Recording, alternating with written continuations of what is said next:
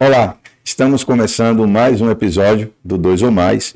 Desde já quero te fazer o convite, se inscreva no nosso canal, ative o sininho de notificação para toda vez que a gente tiver episódio novo, para você ser notificado, tá?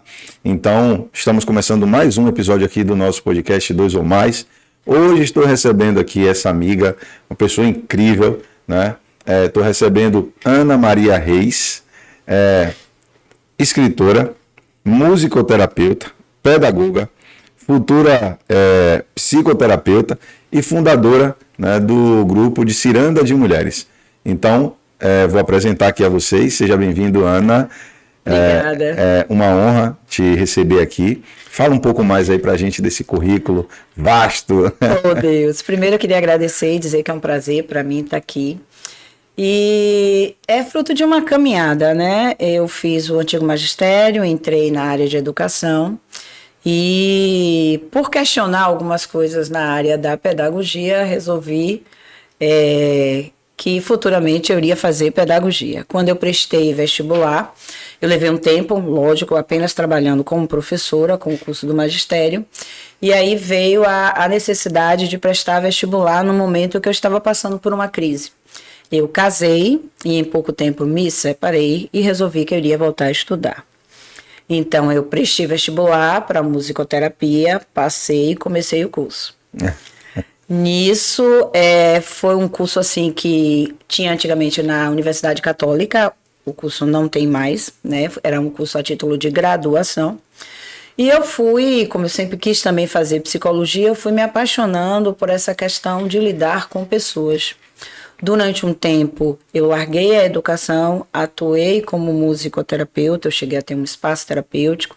Foi numa época que eu divulguei bastante o meu trabalho, até porque no penúltimo semestre eu consegui um estágio remunerado numa empresa de vigilância, e esse trabalho que eu fazia com os funcionários serviu inclusive para algo a mais na contratação, né? Nessa divulgação do trabalho dessa empresa e na contratação desses profissionais.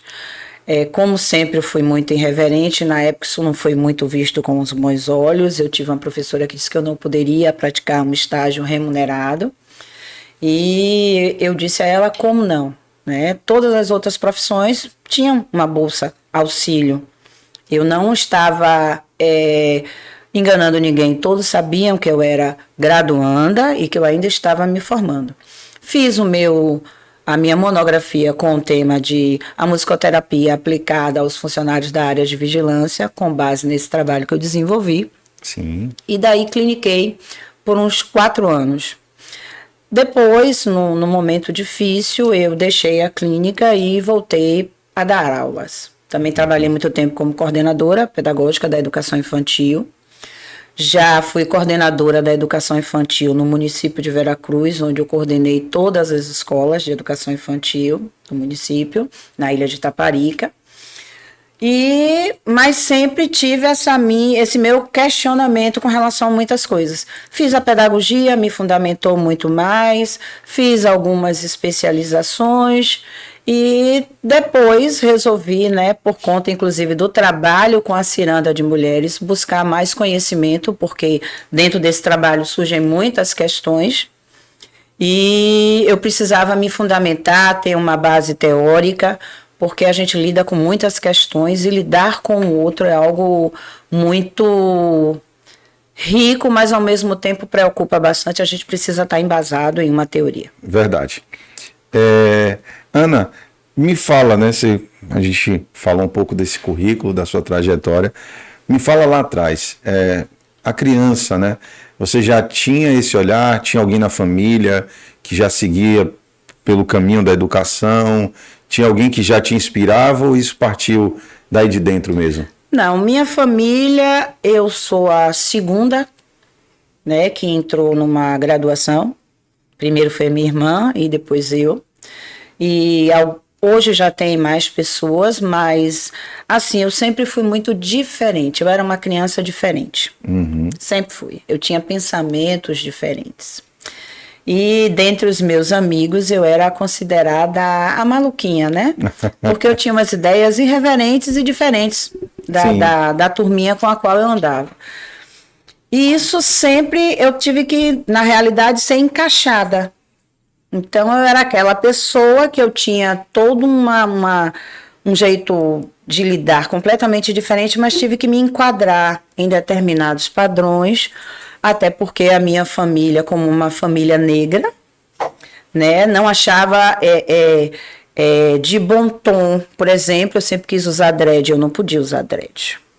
Eu usava meu cabelo alisado, né? Então, isso é algo meio que complicado. Então, eu fui uma criança que tive que me encaixar. Durante um bom tempo, eu vivi encaixada. E como essa criança se sentia? Tinha já ali alguma coisa, você dizia, poxa, mas não é... Tinha isso, não entendia ali ainda? Eu achava que as coisas podiam ser diferentes. Uhum. E não entendia por que tinha que ser daquela forma que as pessoas me diziam ou queriam que eu me posicionasse ou fizesse. E durante um bom tempo, a minha maneira de vestir sempre foi diferente. Então, durante um bom tempo, era como se eu não me visse. Então, não posso dizer que eu fui infeliz, porque eu aproveitei bastante a vida, mas eu não era eu na minha essência. Certo. E como foi ao passar do tempo, né? Você vivenciando tudo isso? Esse processo veio, eu já estou casada hoje com uma outra pessoa há 26 anos, e esse processo veio de uma crise, né, no meu relacionamento. Nós tínhamos um filho e fomos procurados porque fomos orientados a procurar uma terapia para o nosso filho. E chegando no consultório terapêutico, a psicóloga, que se tornou minha psicóloga depois, ela disse que o problema não estava no meu filho, em si no casal, na relação do casal. Eu tinha aumentado mais de 20 quilos, eu me escondia embaixo das roupas, naquele processo de sempre me esconder que já vem de lá de trás. Quando a gente vai adquirindo conhecimento, a gente vai começando a refletir sobre muitos dos nossos comportamentos. Então, eu comecei a perceber que tinha algo errado. Algo errado. Eu fazia o papel de coitadinha, repetindo muito do comportamento da minha mãe. Então, foram 6 anos de um processo terapêutico bem profundo, onde eu comecei a me enxergar com outros olhos, a enxergar a mulher que eu era. Meu marido não continuou o processo terapêutico, então eu dei continuidade. E eu fui me descobrindo, eu fui me revelando. E muitas vezes aí, Neninha, fazendo a repetição de padrão de forma inconsciente. Né? Exatamente. Você nem sabia isso, mas estava repetindo os padrões. Exatamente. Né? Durante muito tempo eu fiz fiz você isso. Falando isso, outro dia eu vi um corte do Léo Santana. Ele falando que tinha coisas no relacionamento do pai e da mãe dele que ele repudiava. Eu também vi. Você viu? Ele fala isso. Eu repudiava as atitudes do meu pai com a minha mãe. Mas ele fala que só depois da terapia ele começou a entender que ele estava repetindo o padrão de forma inconsciente. O que o pai fazia com a mãe, ele também estava fazendo com a esposa, né? Que hoje é a esposa, né? Que é a Lori. Então, para quem está em casa, a terapia é vida. Terapia é vida. Luz, clareza. Mas pode continuar, né? Não, então aí eu passei por esse processo e eu já tinha feito a graduação em musicoterapia e comecei a me posicionar em alguns pontos, mas até então não havia pensado em fazer nenhuma formação. Né? Fiz alguns trabalhos, fiz algumas palestras, dei algumas entrevistas, saíram 2 entrevistas minhas, uma no Correio da Bahia e a outra no Jornal à Tarde, mas depois aí eu voltei para a área de educação. No ano de 2009 eu coordenei toda a educação do município de Veracruz e foi um passo importante na minha vida, foi quando me abriu muitas portas. E fui seguindo com a vida. Veio a pandemia, 2020. Eu, no início, encarei tranquilamente, mas depois eu comecei a entrar num processo de uma ansiedade. Eu tinha sido convidada para participar de uma roda de mulheres e, no momento, eu não aceitei. Mas aí eu procurei a amiga que tinha me convidado e ela me relatou que iria entrar um outro grupo. Sim. Então, tinha um grupo na terça e ia entrar um grupo na quinta-feira. eu comecei a participar dessa roda de mulheres. E foi um momento assim que foi um alento e mais um momento de descobertas, onde se reunia um grupo de mulheres que tratavam de assuntos variados. Na época era a psicoterapeuta, Plísia Verena, e até o ano de 2021, final de 2021, nós estávamos nessa roda de mulheres. Ela começou a manifestar um interesse de fazer apenas a roda de quinzenalmente e começou a perguntar quem do grupo iria estar assumindo isso. Ela sugeriu que cada semana uma de nós, participantes, assumissem esse momento da roda. Coincidia que sempre as meninas ficavam meio reticentes e aí eu sempre estou aqui. E comecei a fazer. Foi um momento depois que ela, pela demanda de pacientes que ela estava tendo e outros trabalhos que ela precisava realizar, ela terminou com a atividade da roda de mulheres. E aí algumas pessoas que faziam parte da roda ficou, por que você não começa? Por que você não faz? Poxa, é tão legal, vamos fazer. Aí eu comecei com a Ciranda de Mulheres, que já vem desde 2022, início de 2022. Bacana. Qual é o propósito dessa Ciranda de Mulheres, Ana? É um momento de autoconhecimento e de você perceber, das mulheres poderem perceber porque às vezes a gente pensa que um problema é só nosso, só nós que temos problema. E quando a gente se reúne, quando a gente coloca para fora, a gente vê que muitas vezes o outro tem até problemas muito maiores. E essa partilha, essa troca faz com que a gente cresça, faz com que a gente amadureça e a gente se apoie uma nas outras. É um momento de troca, de partilha, de muita entrega, muita verdade, muito enriquecedor. Bacana. Você já trouxe aí um pouco, né, da sua trajetória. E como foi para você, Ana, sair ali da faculdade, começar a lidar com o meio mesmo, né? O campo profissional, quando você começa a lecionar, quando você começa a lidar ali, você começou a lecionar com crianças? Com crianças na educação infantil. Me fala um pouco aí dessa experiência. Eu sempre gostei de crianças e nos grupos eu era a pessoa que tomava conta dos menores, né? Então sempre tive muita paciência e gostei bastante. Foi interessante que na primeira vez que eu entrei numa sala de aula, a dona da escola na época ficou com medo de que acontecesse alguma coisa, porque eu comecei com uma turma de 3 anos, o antigo maternal, hoje grupo Sim. 3, e o medo era que as crianças chorassem e que eu não soubesse o que fazer. Então, se tiver alguma coisa, você fala, você chama a gente, você pede ajuda. E na primeira semana correu tudo tranquilo. Eu consegui uma adaptação boa dos meus alunos. Na terceira semana já estava todo mundo adaptado e tudo correndo bem. E eu acho que o meu jeito de falar, meu jeito de agir, eu gosto de lidar com criança. Sim. E isso me recarrega, sabe? Sim. Faz muito bem a minha criança também. Sim, muito então, bom. Foi muito tranquilo. Sempre tive ótima relação com os pais, procurando entendê-los, orientar no que era possível e sempre busquei fazer um trabalho de parceria. Porque eu acredito que a educação, ela realmente, de fato, ela só funciona quando a gente consegue essa parceria. Sim. Os pais precisam ter esse entendimento. Entender que a principal educação, ela vem de casa, né? Que os professores estão ali como auxiliares, né? Mas a base principal vem de casa, né? E aí eu vou te perguntar algo, mas porque eu quero chegar em outro lugar. Há quanto tempo você leciona, né, para as crianças? Há quanto tempo tem isso? Bom, já tem um tempinho, são 32 anos. Caramba, não parece. Aí, tá vendo, gente? Terapia é vida, terapia, ó, rejuvenesce, nem parece, tá vendo? Fala para mim, Ana, a diferença, né? Ou seja, 32 anos lecionando, você já passou por muitas coisas, viu muitas coisas, já passou por várias fases, né? Como é que é hoje a valorização, a desvalorização do professor em sala de aula, tanto com os alunos quanto da parte governamental, né? E qual a diferença que você percebe ao longo desses 32 anos, principalmente nos dias de hoje, né? Onde as crianças são muito voltadas ali para as telas, tecnologia. Qual é essa diferença que você percebe? Bom, a minha realidade maior é na rede privada.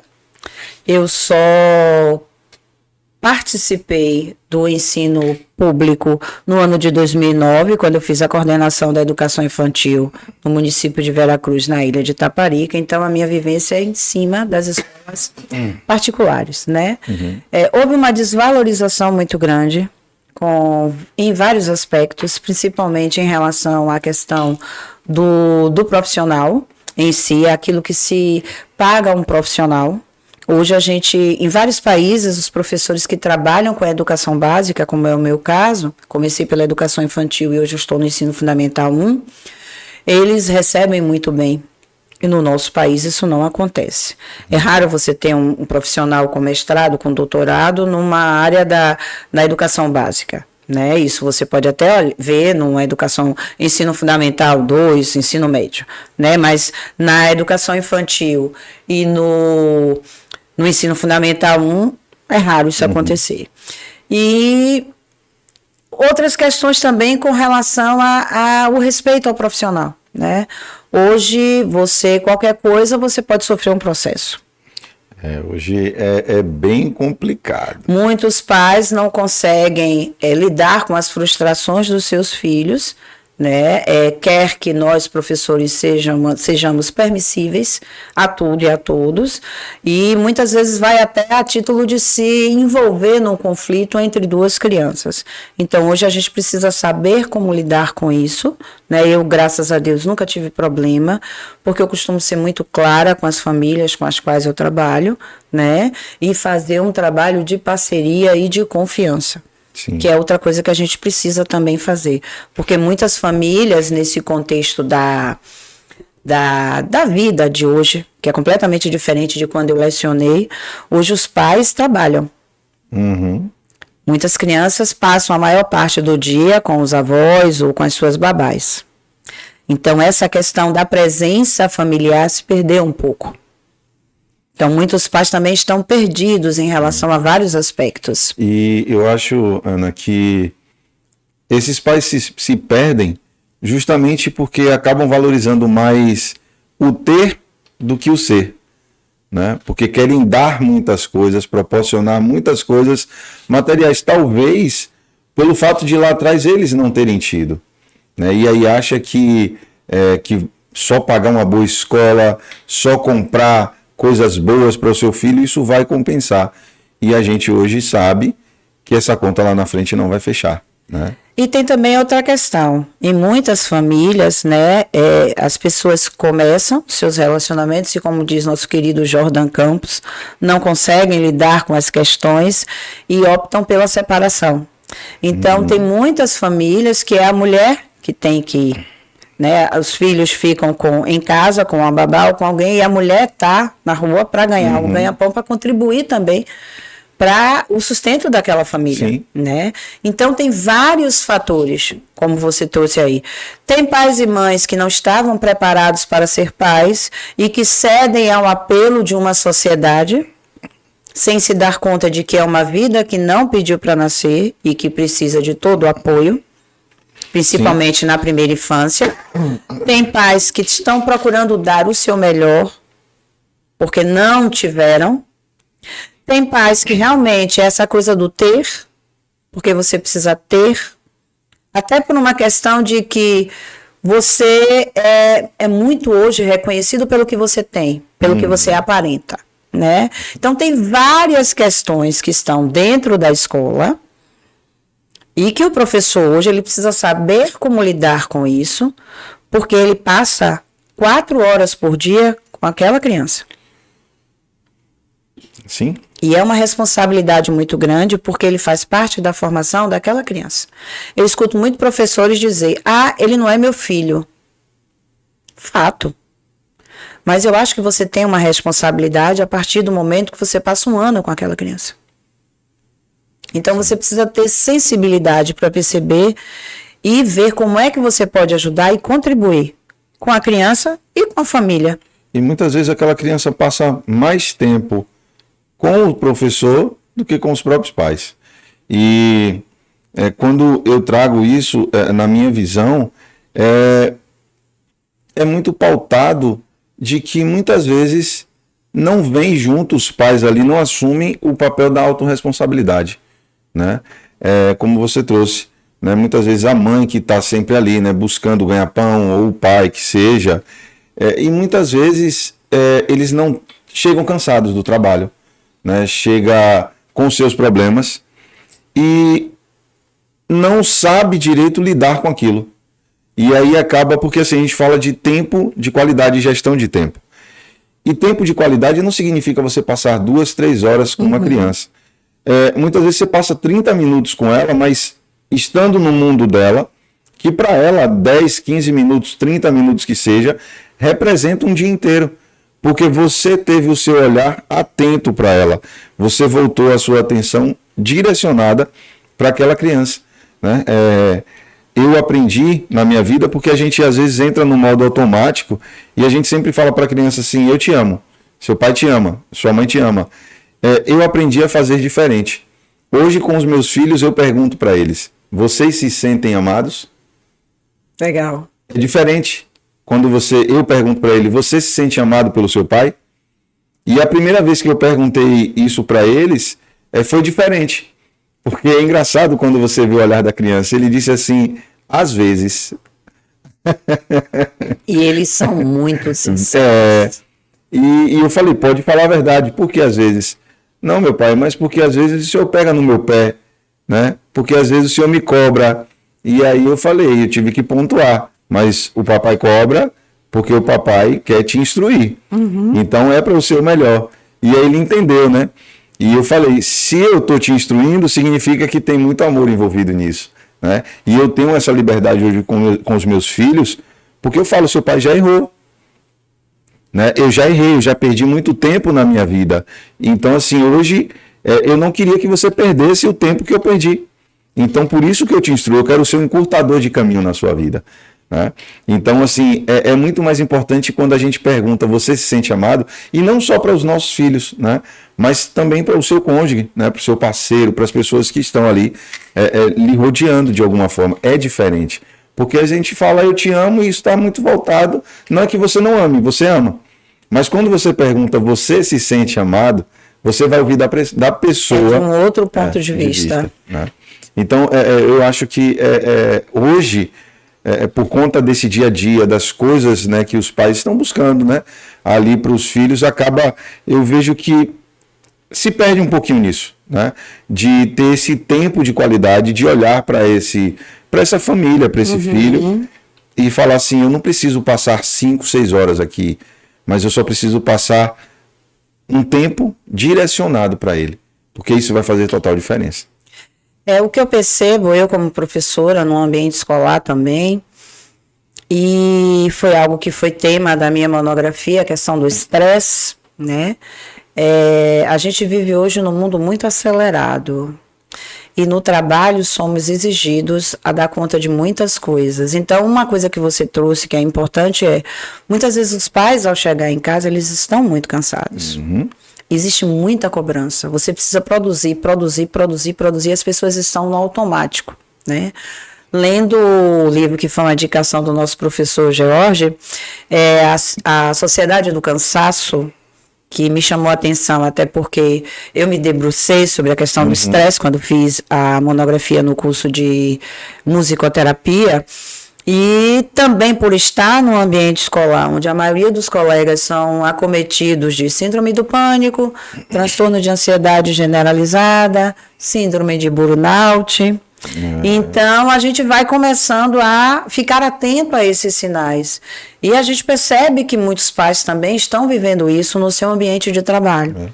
Né? Então, muitas vezes, quando eles chegam, eles também não estão em condições de ter uma relação naquele momento saudável com seus filhos, não porque eles não queiram, mas por todo esse contexto que eles estão envolvidos. E, ultimamente, eu tenho estudado sobre a questão da corregulação, né? Que é o ato de você estar regulado para ajudar o outro a se regular. E você vem percebendo que até a gente mesmo, no nosso momento de estresse, porque nós já temos um conhecimento maior, a gente se percebe que a gente não está bem, às vezes, ali para conversar. Isso. Às vezes ali para dar uma atenção. Só que as pessoas estão vivendo numa coisa assim tão grande, num movimento de não parar para pensar, para respirar, para refletir, estão nesse emaranhado, né, de pressão, e você só é um bom funcionário, você só é alguém competente se você permanecer nesse papel, que elas não se dão conta. E isso também está refletindo no comportamento das crianças. Sim. Você traz algo que é muito importante, né? Os pais acabam ficando pela cobrança, né, ali, muito sobrecarregados. E é como eu disse, eu acho que esse diálogo, ele é muito importante. Claro, e o pai tem que entender que ele tem a responsabilidade. Ele é o adulto e a criança ainda não está em função de entender que ele chega cansado, que ele chega estressado. Mas eu acho que fica mais leve quando ele comunica, né? O papai chegou agora, o papai vai tomar um banho, o papai precisa de um tempo e daqui a pouco eu venho ficar com você. Porque assim, os pais precisam entender a responsabilidade que eles têm, né? E eu falo isso porque eu passei por isso, né? Eu fui pai muito cedo. E eu não entendia como era ser pai, né? E aí eu fui entendendo com os meus filhos, né? Eu fui aprendendo e aprendo até hoje. E eu falo para eles também, eu aprendo com vocês, né?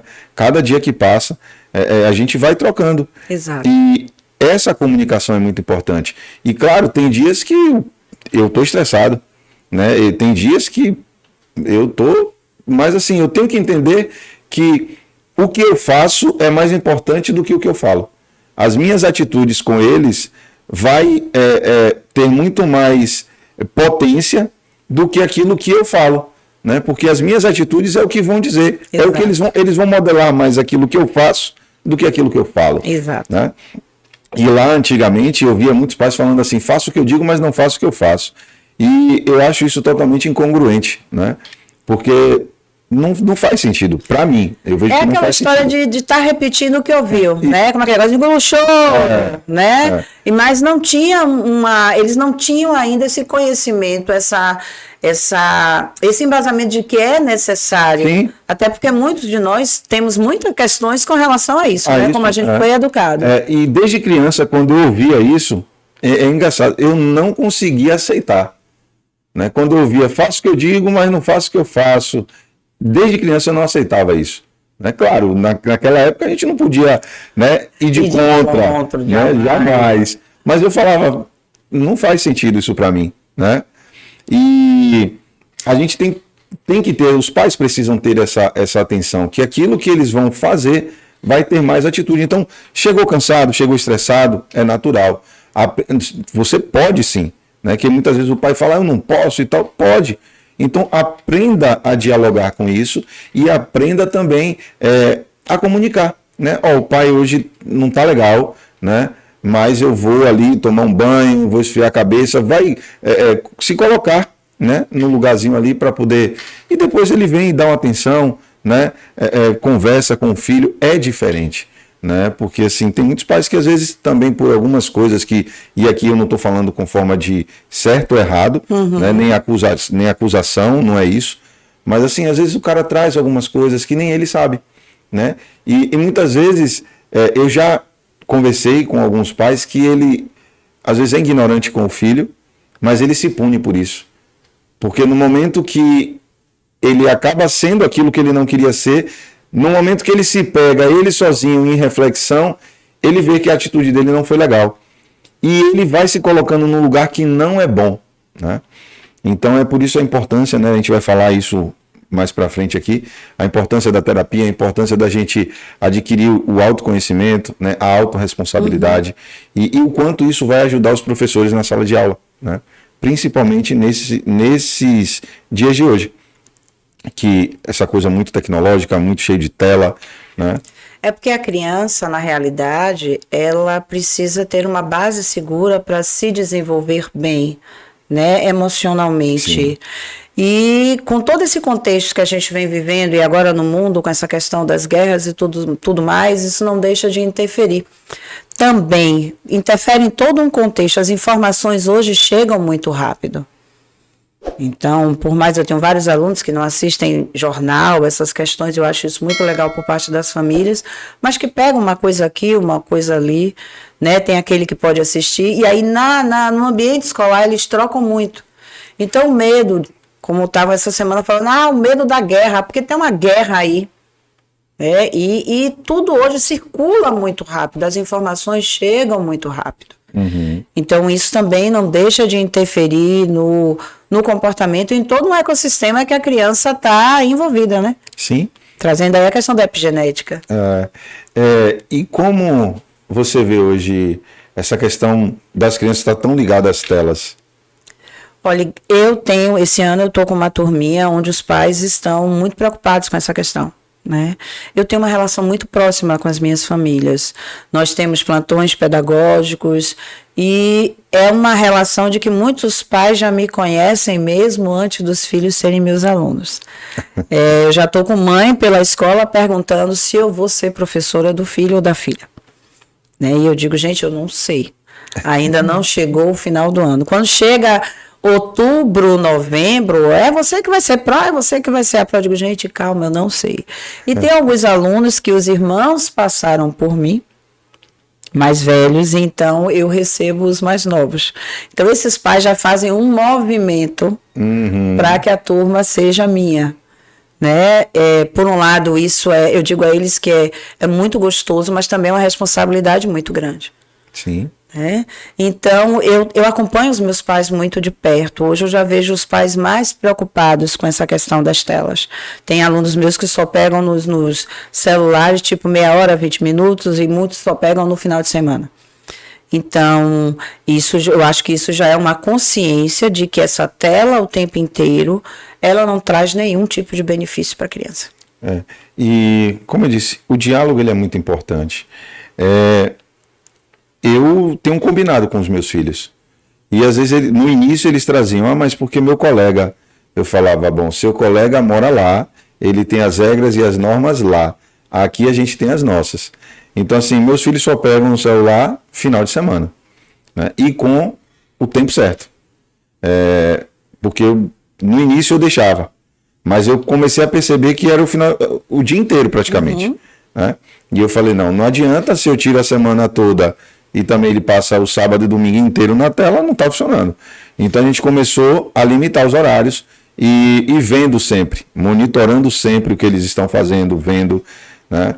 Então acho que isso os pais precisam também acompanhar. Exato. Né? Porque tem pai... recentemente eu passei por uma experiência, eu fui levar os meninos no futebol e aí chegou uma mãe com uma criança de mais ou menos uns 4 anos.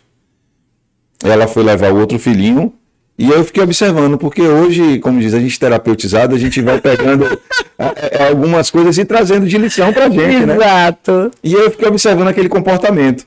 A mãe estava esperando o filho, né, fazer o futebol e ela estava com a filhinha também. E aí, tempo que ela estava ali, ela parou na minha frente, ela ficou uns 10 minutinhos ali, sem dar muita atenção para aquela menina. Chegou uma amiga. Quando a amiga dela chegou, ela esqueceu totalmente da criança e começou a bater o papo. Eu falei, meu Deus. Aí a menina começou a tentar chamar a atenção dela. Ela pegou o celular e deu à criança. E aí eu fiquei observando, né? Sem julgamento, né? Mas a gente vai observando algumas coisas. E às vezes sim, né? A gente falha em algumas coisas, enfim. Mas a gente tem que aprender sempre.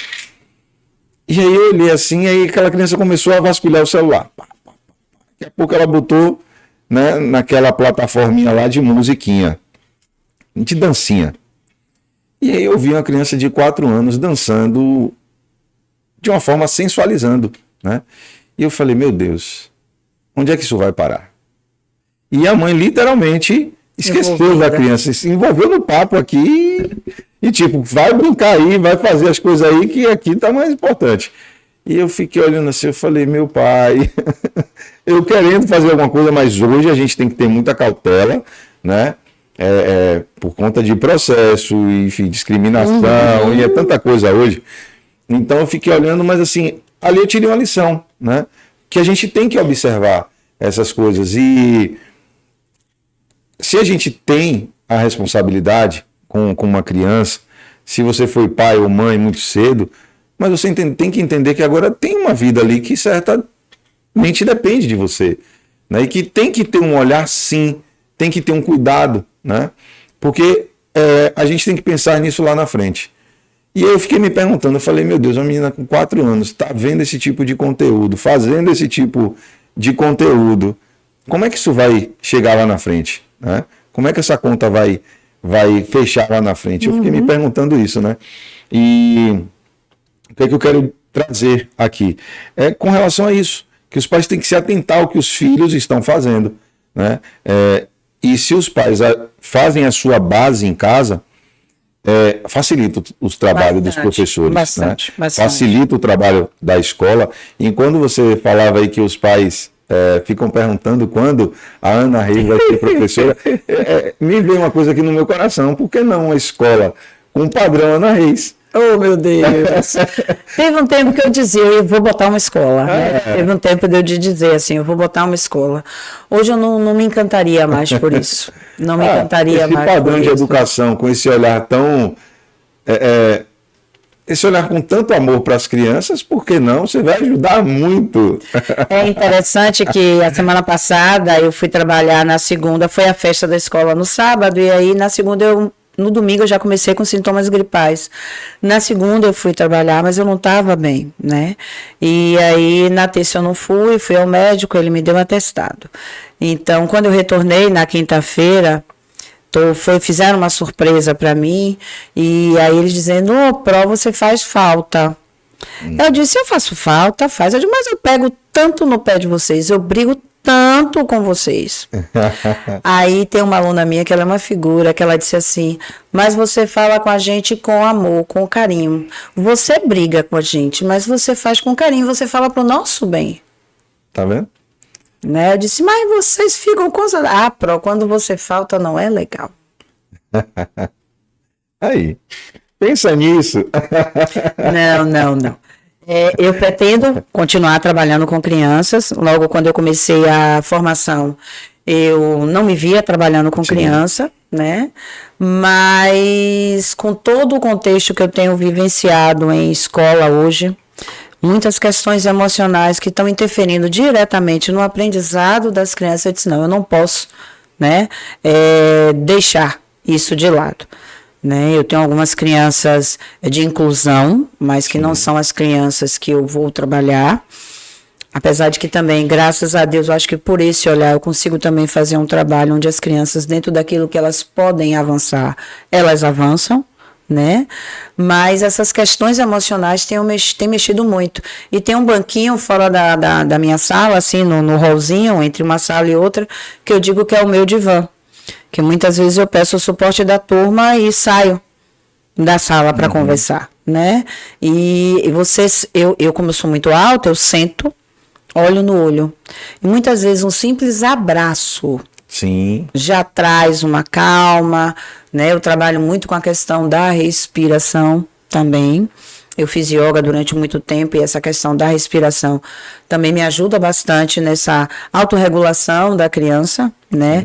E engraçado que uma coisa vai puxando a outra. Eu comecei a fazer um curso com o Léo Costa, do Instituto Alegria, justamente porque me chamou a atenção de que muitas das coisas que ele trazia, eu fazia de forma intuitiva.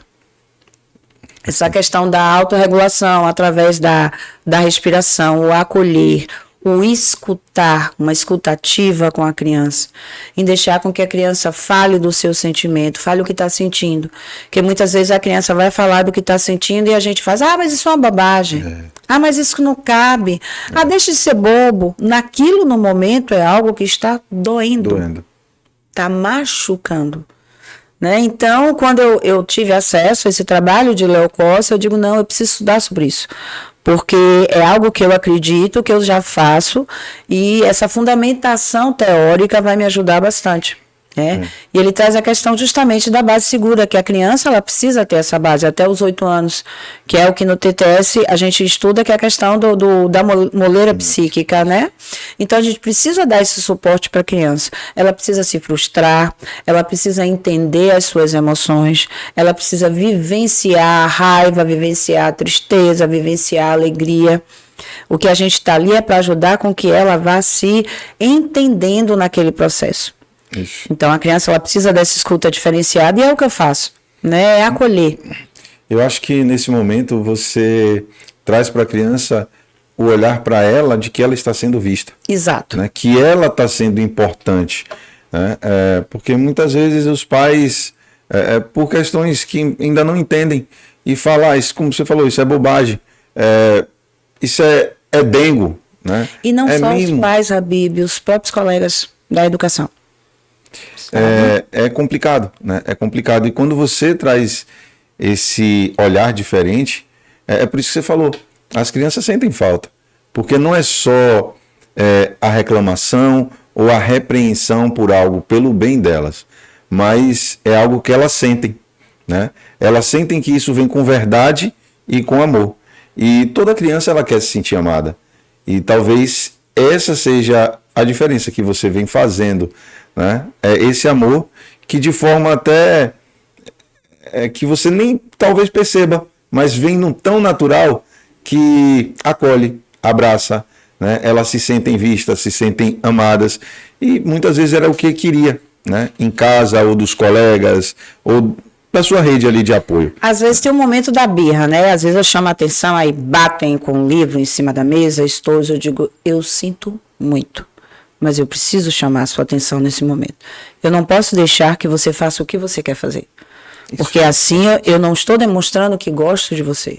Eu quero que você aprenda e em determinados momentos sua prova vai precisar chamar a sua atenção, sim. Isso. Mesmo que você não goste. Não goste. E eu faço isso porque eu gosto de você, eu sei do seu potencial e eu quero que você cresça. Eu falo muito isso com os meus filhos. Eu digo assim, se você tiver aquele amigo que concorda com tudo que você faz, ele não é seu amigo. O seu verdadeiro amigo é aquele que vê você fazendo algo errado, ou vê você fazendo algo não tão legal, e ele te diz, cara, isso não é legal, cara, isso tá errado. Esse é o verdadeiro amigo, né? Porque ele realmente quer o seu bem. Aquele que concorda com tudo que você está fazendo, ele não é seu amigo, pô, né? Ele só quer ver você se dando mal. Porque a gente não pode concordar em ver algo errado e dizer que está certo. Exato. Né? Então, acho que esse é o seu papel ali e acho que é isso que eles sentem de verdade, né? Como é bacana, né, de ver alguém fazendo um trabalho diferente, né, um acolhimento diferente na escola, com as crianças, porque, como eu falei aqui com Karina, isso é diferente quando você faz a diferença na vida delas. E eu tenho certeza que as pessoas que foram seus alunos, elas não esquecem. Né? Uma vez eu estava no aniversário e tinha um aluno meu, já um homem, e ele olhou para mim e fez assim, como é o nome dela? Aí é Ana. Ela é pró? Ela foi minha pró. Aí, como é que no ambiente de escola é pró Ana Reis, né? E ela foi minha pró. Aí daqui a pouco veio a pessoa do aniversário. Ô, Ana, ele disse que foi seu aluno. Ele disse, oi, pró, tudo bem? Um homem, já cursando engenharia, já perto de se formar. Aí eu disse, tudo bem. Você foi meu aluno onde? Ele disse, no Tomás de Aquino, que era uma escola que tinha ali no Rio Vermelho. Eu disse, como é seu nome? Ele disse, Igor. Eu disse, Igor, são muitos alunos, então eu não tenho condições, só aqueles que eu continuo vendo depois, sim, como tem alguns na adolescência, já adultos que eu tenho mais proximidade. Aí eu disse, ele disse, você me chamava de... Eu era pequeno, cabelo lourinho e bem cacheado. Eu disse, meu anjinho, ele era assim que você me chamava. né? E aí a gente conversou, ele falou algumas coisas da vida dele, me apresentou a noiva, que ele já estava perto de casar, e foi algo assim interessante, você ver uma pessoa que eu não via há muito tempo, né? Ele não tinha contato comigo e no entanto ele se lembrou de mim, né? E foi muito legal isso. E quantos, né, às vezes passando no shopping, deve olhar e dizer, foi minha pro ali. Hoje, com a internet, eu tenho alguns que me seguem já, né? Alguns que já estão aí na faculdade, tem alguns que já me seguem, mas eu já devo ter alunos aí que têm netos. É mesmo? Tá vendo? Então, isso é o que eu falo, quando você faz a diferença, quando você se propõe, né, a não ser mais um, não ser mais uma, e sim fazer a diferença, né? E isso é um tema muito bacana da gente falar, porque traz muito conhecimento, né, para os pais, para mim também que sou pai, a gente vai aprendendo muito. E saber de você como os pais lidar, né, quando você chega ali com uma sugestão, quando você chega com alguma orientação, como é que os pais estão recebendo isso hoje e como é que recebiam isso antes? Tem diferença? Eu sempre tive muito tato ao lidar com as famílias, né? Eu sempre tive uma preocupação muito grande. Então, eu não tenho problemas. Mas os pais, tranquilo também, recebem isso? Todos os pais que eu converso, um aconselhamento, alguma coisa que me chama a atenção, eles recebem bem. Porque você precisa também saber como chegar. Isso, muito bom. Então, é a forma de você falar, é a forma de você dizer como percebeu, né? E assim, eu costumo observar alguns aspectos. Tem algumas crianças que são tímidas demais, então elas têm uma dificuldade de circular entre o grupo, então você vai daqui e dali fazendo com que ela se sinta mais pertencente ali, ela começa a se deslocar melhor naquela relação. Tem aqueles pais que se sentem à vontade de me procurar para relatar alguma mudança, muitas vezes uma separação, alguma coisa muito difícil. Eu acho que a escuta é fundamental, e a escuta sem crítica. A escuta se colocando como alguém que está ali para ajudar, que está ali para apoiar e que se coloca à disposição para que a família conte. Né? Sempre. É interessante que eu tenho pais que os alunos já não são mais meus alunos e que se reportam a mim muitas vezes para falar coisas muito doloridas, de processos que estão passando, e olham para mim e dizem assim, eu não podia deixar de falar isso para você. Então, isso eu acho que cada vez mais me encoraja mais a lidar com isso, sabe? Às vezes assim, não, mas você não pode falar isso. Eu digo, acho que eu não posso falar de qualquer jeito, mas eu vou chegar nesse assunto. E chego. Então, eu acho que a forma de você lidar, de você acolher. Geralmente a gente conversa muito com as mães. Então, tem a questão do julgamento, porquê daquele comportamento, o porquê que age daquela forma, só que tem todo um contexto no qual aquela mulher está inserida, que também não deixa de influenciar naquilo que ela está vivendo. Sim, sim. Você percebe que tem alguma diferença do antes, né, no início para hoje, ou para você sempre foi assim, os pais sempre receberam, claro, você sabe chegar, mas como era para eles? Tem alguma diferença do antes para o agora ou sempre foi muito tranquilo? Eu acho que a questão maior que eu acho com relação às famílias é o contexto que a gente vive atualmente. A educação, ela não tem a devida atenção, seja ela em que ambiente for, né? E essa questão desse aumento desses dias letivos, isso está trazendo para a criança um estresse muito grande, não só para a criança, como para os professores, né? Agora mesmo, essa semana, os meninos já não estavam mais aguentando. Já estavam cansados. Então, termina que o professor também, nesse envolvimento, se cansa, né? Houve mudança, sim, eu acho mais na questão do padrão das famílias, que antigamente você via muitos pais que muitas vezes nem estavam numa relação tão feliz, mas que permaneciam juntos, né? E na questão dos tipos de famílias hoje, que é outra coisa que você precisa também lidar. Né? E aí, nesse momento, você tem que botar algumas questões de lado, porque ali você é um profissional a serviço da educação.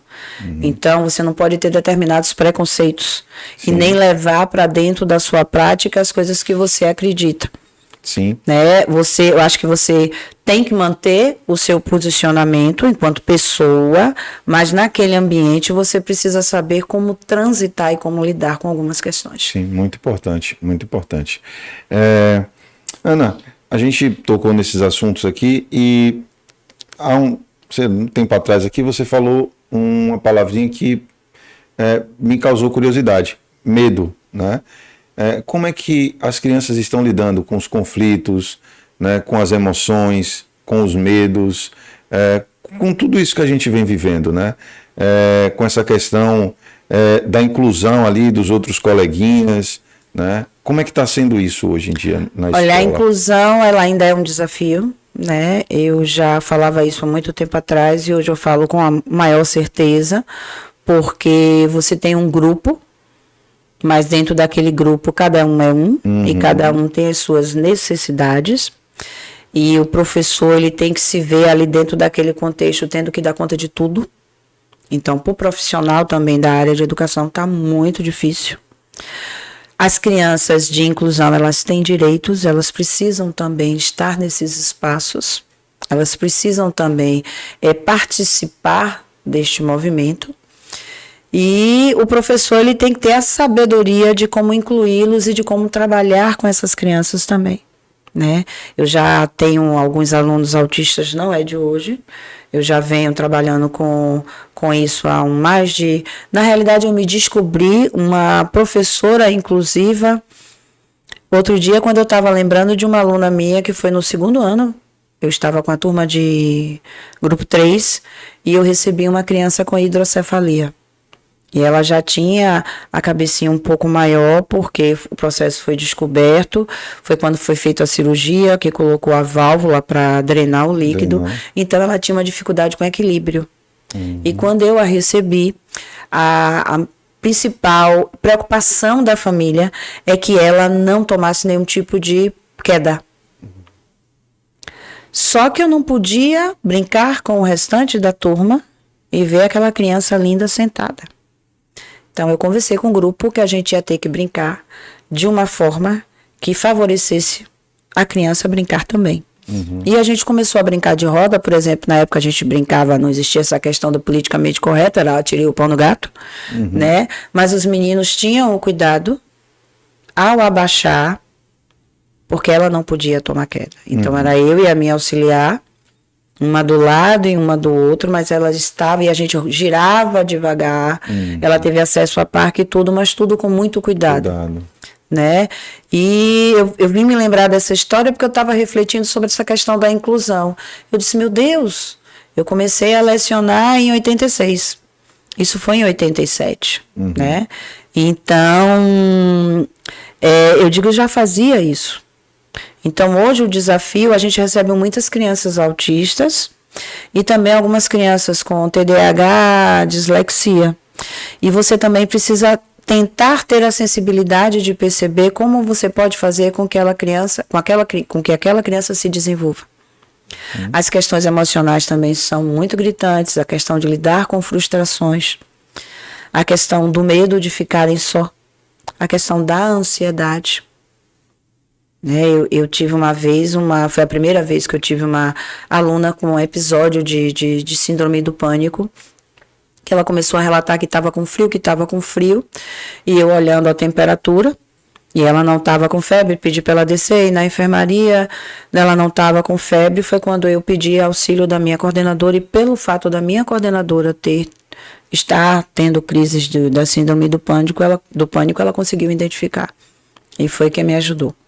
Essa criança, ela não conseguia entrar no ambiente escolar, que quando ela chegava na porta da escola, essa situação toda retornava, e aí a escola perguntou se eu não podia, porque tem um dia que nós temos, eu já estava na escola que eu trabalho hoje, e tem um dia que nós temos os especialistas, então nesse dia a gente fica flexível, para fazer um planejamento, para olhar algumas coisas. E aí a escola me perguntou se eu não podia ir lá para ver se eu conseguia fazer com que ela voltasse. Como ela mora pertinho da escola, é só atravessar a rua, e eu fui. E eu comecei a ir nesses dias, né? Ficava uma horinha lá com ela e ela começou a continuar o processo da confiança comigo. Intuitivamente, mais uma vez, eu pedi que o pai fosse com ela na escola pegar as atividades. No início ela não subia, eu descia, vinha até a porta, entregava as atividades para ela, ela ia para casa. No outro dia ela me levava essas atividades. Depois eu passei a dar uma desculpa, levamos um tempo assim, eu passei a dar uma desculpa, eu dizia que ela não precisava entrar na sala. Que ela chegava na porta da sala, que ela me chamava e eu saía da sala. E assim eu fazia, eu saía da sala, ficava um pouquinho com ela, entregava as atividades, ela copiava a agendinha dela e voltava para casa. Depois ela começou a ir, ficava no primeiro horário. Quando dava um intervalo, ela lanchava lá de baixo mesmo, ela já ia para casa. Até o momento que ela começou a voltar a frequentar a escola, né? E depois disso, depois de um acompanhamento terapêutico, que a gente encaminhou a família, tudo direitinho, a família abraçou isso. Ela, graças a Deus, não teve mais nenhum episódio, né? Fez uma terapia durante um bom tempo, a família também foi muito bem assistida. Hoje está uma moça, sempre que eu encontro com o pai diz, pô, se você vê, você não reconhece, né? E a gente tem ainda uma relação de respeito e de se falar, de um perguntar como o outro está, justamente em virtude disso, né? Então, isso foi há muito tempo atrás. E hoje o que é que você percebe? Você precisa ter esse olhar para essa criança. Mesmo naquele caos que você está ali na sala, às vezes com aluno, com vários alunos, muitas vezes você tem 2, 3 ATs, porque as crianças de inclusão elas precisam estar acompanhadas, mas você procurar fazer daquele momento ali um momento de relação, de troca, de cumplicidade, porque você tem um bem maior, que é a criança que está ali. Então, essa questão da ansiedade está batendo muito forte. Os meninos, aquela coisa, alguns filhos únicos, né? Então estão acostumados em casa tudo para si, chega no momento da escola, tem que dividir, tem que trocar, tem que escutar o outro. Então essa mediação também é de fundamental importância. Então tem alguns alunos que manifestam essa coisa da ansiedade, do medo e tudo, mas você vai aprendendo como ajudá-los, que agora eu já sei, a se autorregularem. Porque eu sempre fiz isso, mas não pregando esse termo, né? Mas também para isso o professor precisa estar bem. Porque para que o professor regule o seu aluno, ele precisa estar regulado. Essa relação é de extrema importância. Que é isso muitas vezes que a maioria das escolas ela não percebe. Muitas vezes o professor não está bem, o professor está passando por várias questões, mas está ali. E ali é que isso se perde. O professor não consegue se regular, o professor não consegue ajudar o seu aluno a se autorregular e a coisa se perde.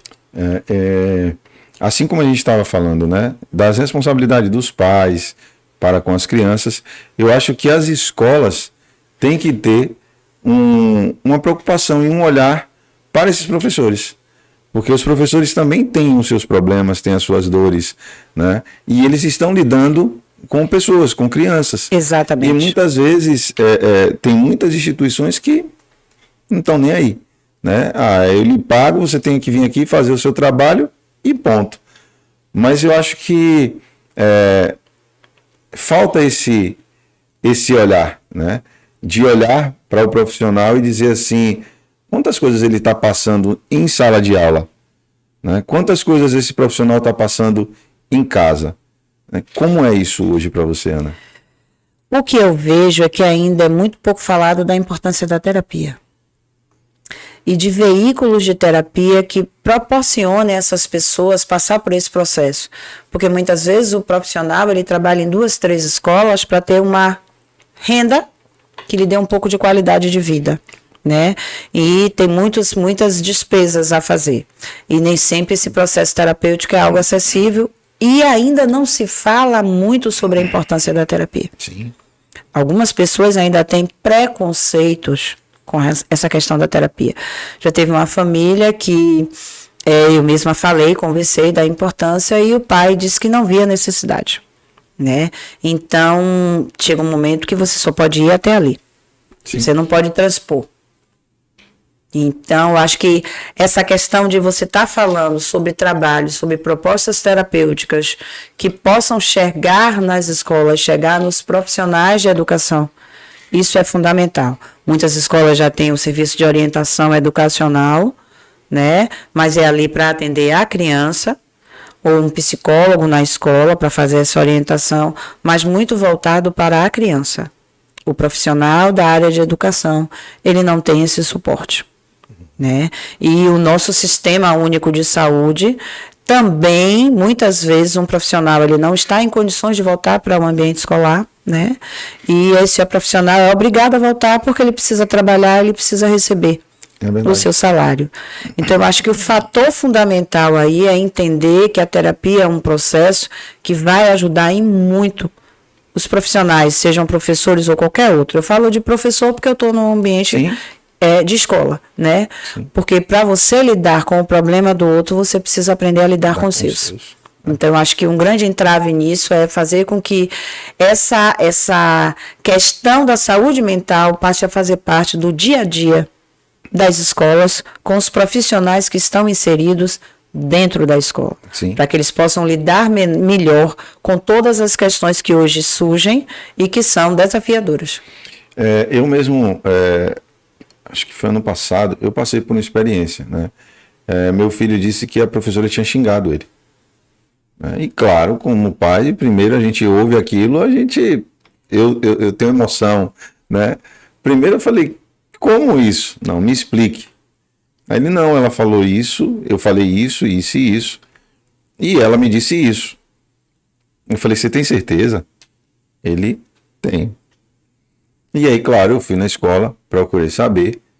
E aí eu coloquei ali, mas eu percebi que a coordenadora ali, pedagógica, ela queria proteger a professora, né?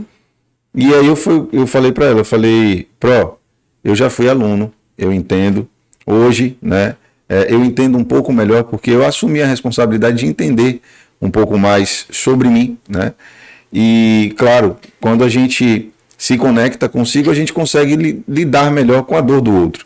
E eu falei, eu não estou aqui para julgá-la, eu não estou aqui querendo que haja punição, mas procura essa professora e procura ver o que é que ela está sentindo, o que é que ela está precisando, né? Porque, de fato, às vezes ela externalizou ali algo que estava guardado, que não era com ele. Era alguma emoção que ela queria ter dito para outra pessoa e não disse, né? Que está errado, né? Ela falar isso para uma criança. Mas eu falei, eu estou aqui para acolher, né? O meu papel aqui é esse. E aí a gente conversou com a professora e tal, e realmente ela estava passando por várias coisas, né? Mas a escola não sabia, né? Então, ou seja, através de um pai, né? A gente conseguiu ajudar outra pessoa. Mas se fosse um pai que não tem esse entendimento, que tem a sensibilidade de procurar ver o que estava ocorrendo, né? E muitas vezes as escolas não têm. É porque é tudo tão louco hoje. As pessoas estão vivendo de uma forma tão louca que o fato de você se colocar, apenas colocar o que você pensa e agir como você pensa, incomoda o outro. Sim. Né? E uma vez uma colega disse assim, você estraga os meninos.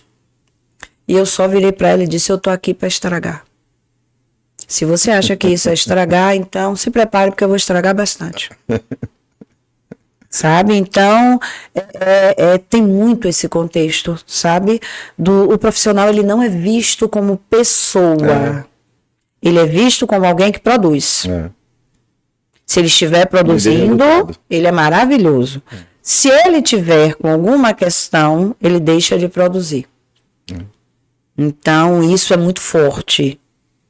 Isso é muito forte. E uma coisa que eu percebo é que quando você tem algum problema em casa, né, isso reverbera muito mais do que quando você tem um problema no seu trabalho, né? Quando você está com algum problema ali emocional, relacionado a alguém ali que está muito próximo de você, isso afeta todas as áreas da sua vida, né? Por mais que você, como tem pessoas que dizem assim, não, chegou aqui na empresa, deixa os seus problemas lá fora. Não tem como. Como que ela vai deixar lá fora se está tudo dentro, está tudo ali? São coisas assim que são hoje difíceis até de ouvir, mas eu compreendo também, porque às vezes não tem esse conhecimento. Mas você quer que eu te diga uma coisa? Muitas vezes no ambiente de trabalho também você encontra muitos colegas que, por pensar diferente de você e não entender a forma como você lida com isso, você já é um problema para ele. Sim. Sabe? Ou quando você se destaca, não se destaca porque você quer, A proposta não é essa. Por algum motivo você chama a atenção. É uma história que eu soube que ela faleceu e me deu uma saudade dela. Já nessa escola, e todos os dias eu tinha um hábito antes de descer com os meus meninos em fila, ainda desço.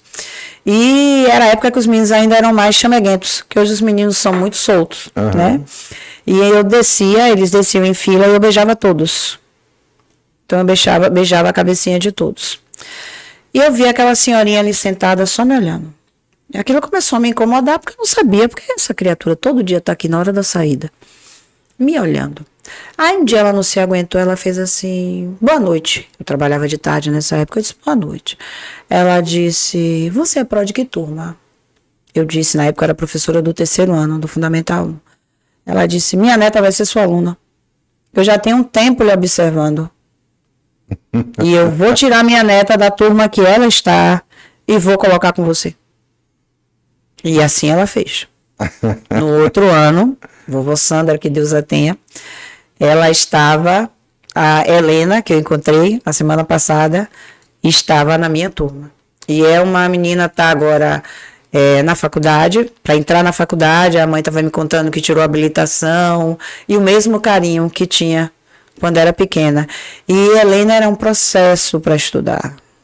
Aí a avó dizia assim, deixe ela sem intervalo, ela tem que fazer atividade. Eu dizia, vovó Sandra, eu não posso deixar. Eu vou com jeitinho. Com jeitinho ela vai. E com jeitinho ela foi. Não era aquela aluna de estudar, mas melhorou bastante. Eu digo, eu não posso tirar o intervalo dela, ela precisa ter esse momento também. Eu tenho que estar conversando com ela, mostrando para ela a importância dela fazer a atividade, mas não posso tirar esse momento, que é um momento de integração deles. Isso. Né? E é interessante que essa história me veio à tona porque eu lembrei dela agora, sabe?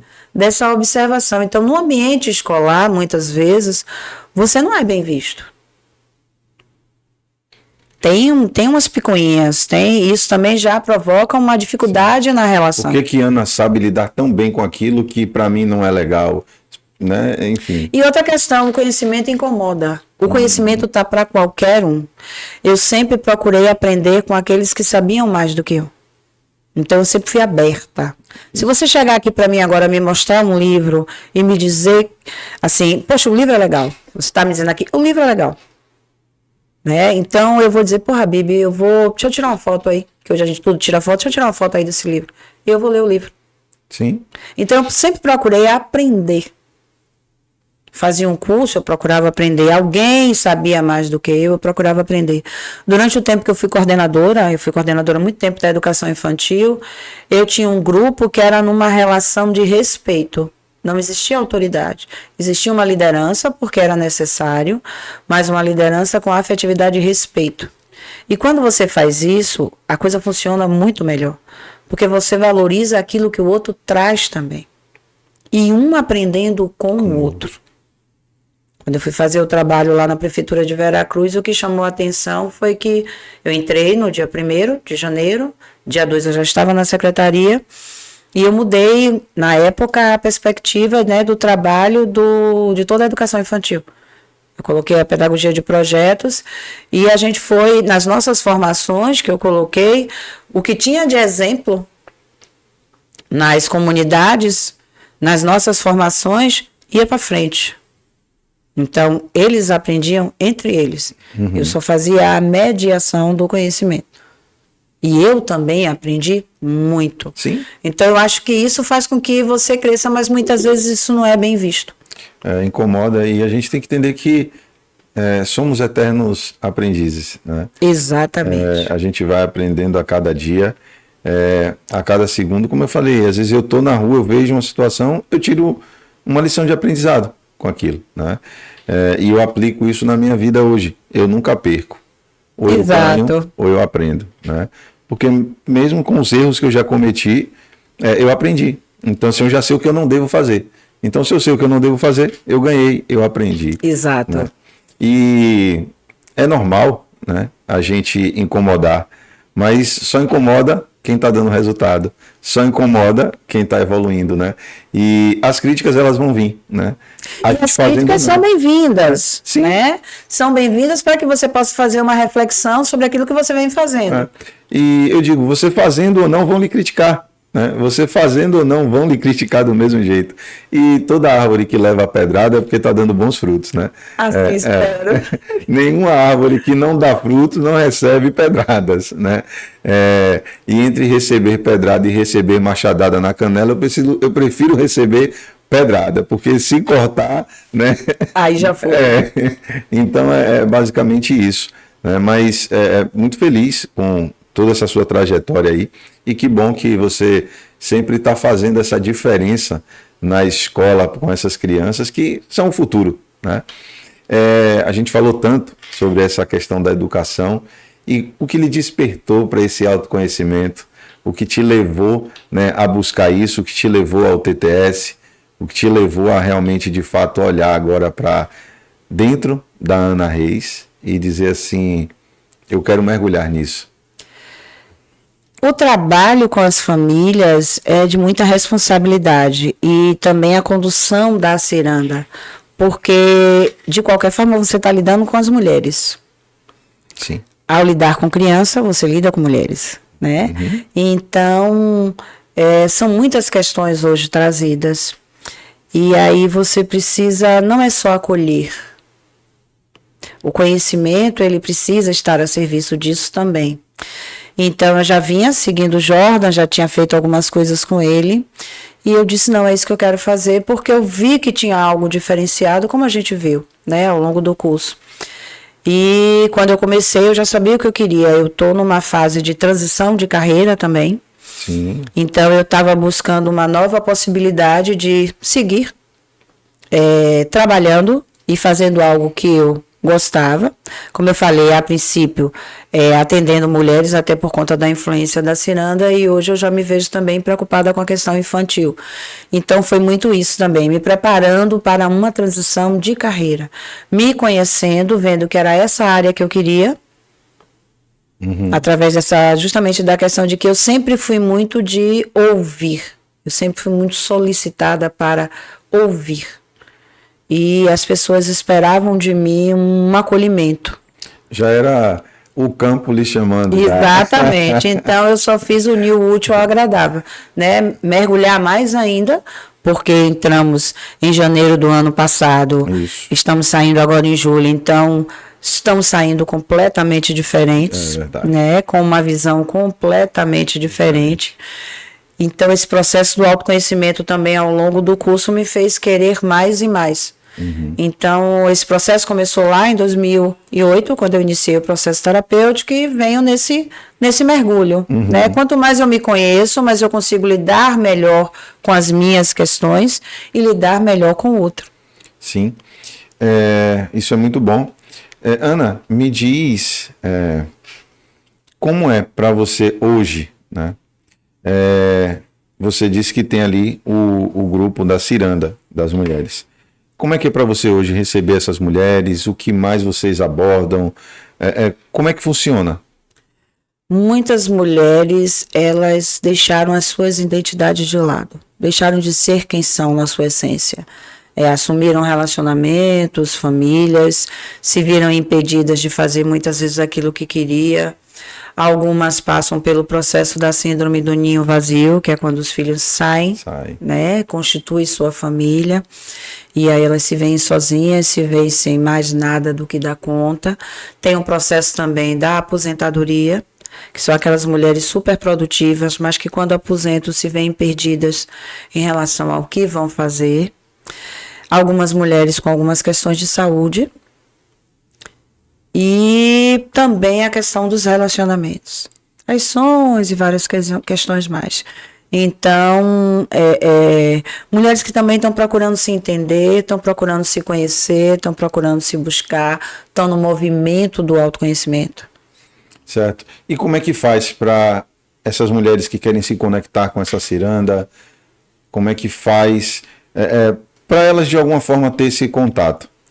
Bom, eu divulgo no meu perfil, né, no Instagram. Então, peraí um momentinho agora. Olha nessa câmera deixa o arroba para todo mundo saber aí e começar a seguir, né? Fala aí pra gente. @mentora Ana Maria Reis. Eu sempre estou publicando os dias que teremos ciranda, né? A ciranda, ela é online. Eu tenho algumas pessoas de São Paulo, tem uma mesmo agora que está no Canadá, né? Então ela é online. Nós temos um grupo do WhatsApp, então a pessoa que tiver interesse, contacta comigo através do meu perfil, lá tem um link do meu WhatsApp. Nós divulgamos, ele é online, quinzenal e é gratuito, sem nenhum ônus. Já me perguntaram por que eu não cobro por esse trabalho, mas é algo que começou de forma gratuita e é algo no qual eu me conecto, aprendo bastante. Então é uma troca. Eu dou, mas eu também recebo. Que bacana, que bacana. Então, deixa o arroba aqui de novo, @mentora Ana Maria Reis. Ana Maria Reis, tá? Então segue lá, @mentora Ana Maria Reis, segue o perfil, você vai ver lá os dias que vai ter os encontros, são online, você vai ver os conteúdos também da Ana lá, e é isso, né? Se você tiver alguma dúvida, já você já pode marcar a sua sessão também de terapia com ela, Breve. Manda o direct para ela e já começa a marcar, porque a agenda da mulher tá ficando cheia. Então aproveita enquanto ainda dá tempo. Ana, muito bom, né, esse nosso bate-papo. Vou falar aqui também do nosso patrocinador, né? A gente hoje está aqui com o Gelo Baiano, né, que são gelos saborizados, você quer fazer seu drink, né? E nem todo drink é alcoólico. Se você não bebe, você pode fazer seu drink também sem álcool, tá? Então, segue lá o perfil, Gelo Baiano Off, né? Então segue se você quiser fazer seu pedido, você que tem seu restaurante, você quer fazer seu evento, sua festa, enfim. É só mandar o direct para os meninos lá, né? Que a equipe deles vai atender vocês. E aí vocês podem fazer o pedido e degustar, porque é diferenciado, tá? Segue aí, ó, Gelo Baiano Off, tá? Aninha. Aproveitando, eu vou passar isso para a comissão da formatura. Aí. Gostei, porque eu mesmo não bebo, né? Então é interessante, vou passar para as meninas. Pois tem os gelos saborizados, tem melancia, maracujá, tem um monte de frutas cítricas, tem um monte de frutas vermelhas. Pronto. É diferenciado. Vou dar uma olhada. Tem o gelo de coco, né? Para quem bebe ali, quer tomar com uísque, enfim. É bem diferente. Ótimo, bem diferente, né? Ótimo. Também tem seu livro, né? Tem um livro. Dedéia a Lagartinha. Dedéia a Lagartinha. Fala um pouquinho desse livro aí. Esse livro saiu, né? Ele foi produzido através de uma atividade da Roda de Mulheres, da qual eu fazia parte. Foi feita uma dinâmica, onde ficaríamos em duplas, e eu estava com a Andréa Sena, que também é nossa colega. Sim. Nesse momento, ela falou do processo dela, né? Da metamorfose pela qual ela estava passando, das mudanças que tinham ocorrido na vida dela, desde o momento que ela entrou na roda, até aquele momento ali.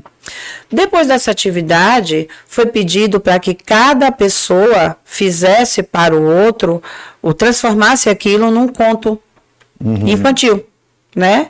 E aí, eu acho que pela minha relação com a educação, eu transformei isso num texto, numa forma de contar história.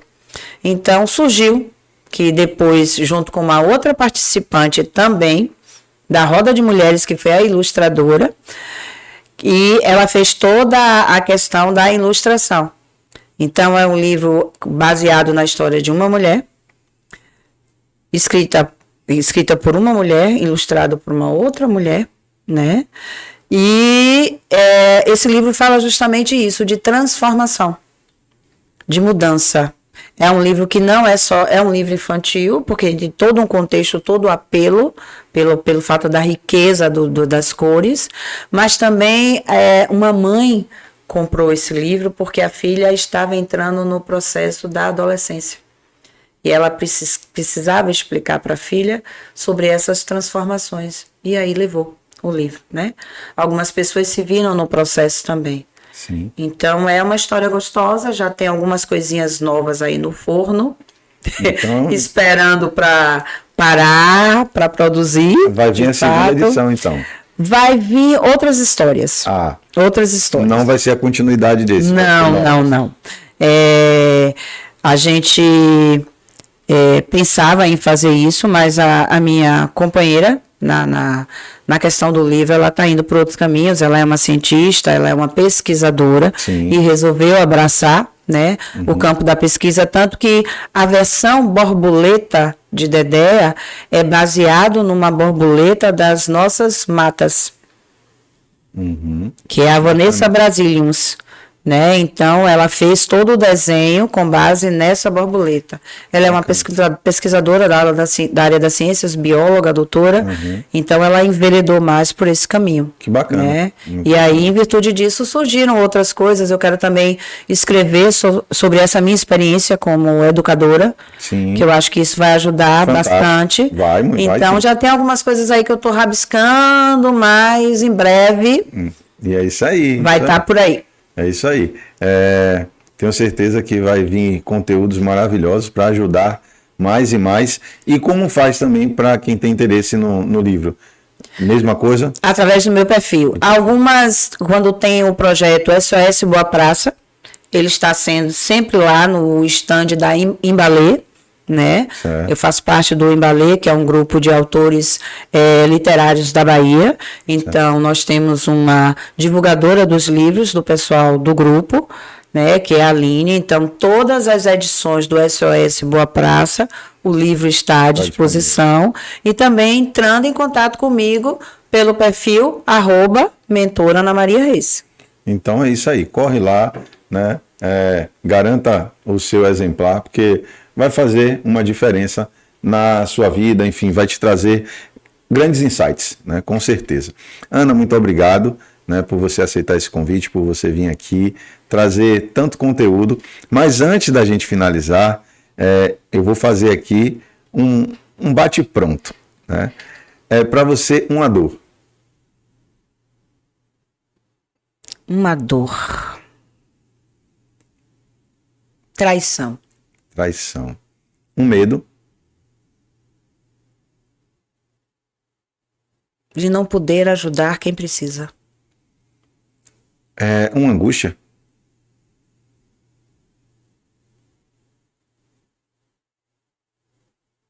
De ver tantas pessoas se perdendo.